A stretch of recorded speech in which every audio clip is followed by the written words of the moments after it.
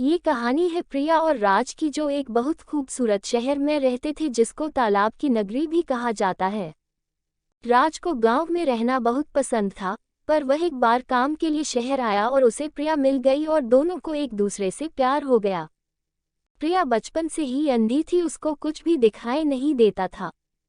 राज ने उसको बड़े बड़े डॉक्टरों को दिखाया पर कुछ हासिल नहीं हुआ।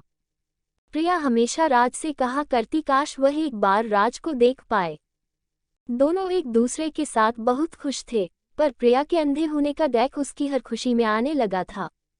राज सब कुछ कर भी उसका डैक कम नहीं कर पा रहा था। राज दिन भर काम करता और साथ में प्रिया की देखभाल भी करता। राज की देखभाल देखकर पड़ोसियों को जलन तक होने लगती। राज के प्यार के चर्चे पूरे मोहल्ले में थे और हर लड़की राज जैसा प्यार करने वाले लड़के की तलाश करती। राज ने पूरे घर को प्रिया की तस्वीरों से सजा रखा था।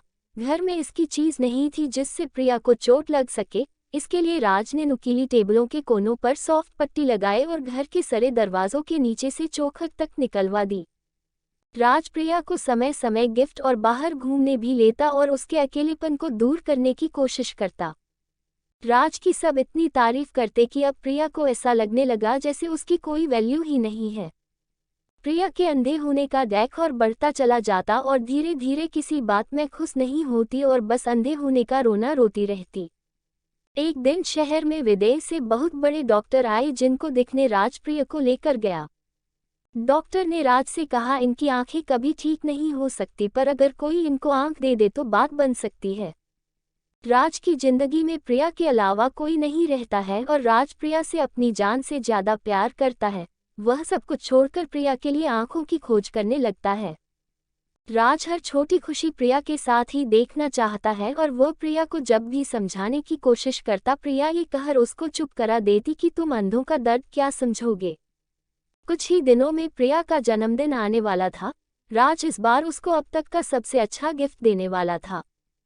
प्रिया को गिफ्ट के बारे में तो अंदाजा था, पर उसको यह उम्मीद नहीं थी कि उसको इतना बड़ा गिफ्ट मिल जाएगा। प्रिया के बर्थडे पर राज उसको डॉक्टर के पास ले जाता है और उसकी आंखों का ऑपरेशन करवा देता है।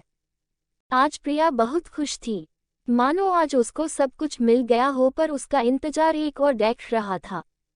प्रिया ने पहली बार राज को देखा और उसके सामने पैरों के नीचे से जमीन खिसक गई।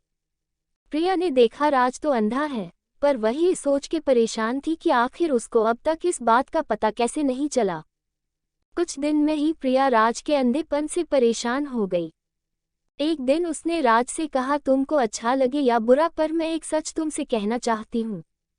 आखिर कोई अंधे के साथ अपनी जिंदगी कैसे निकल सकता है।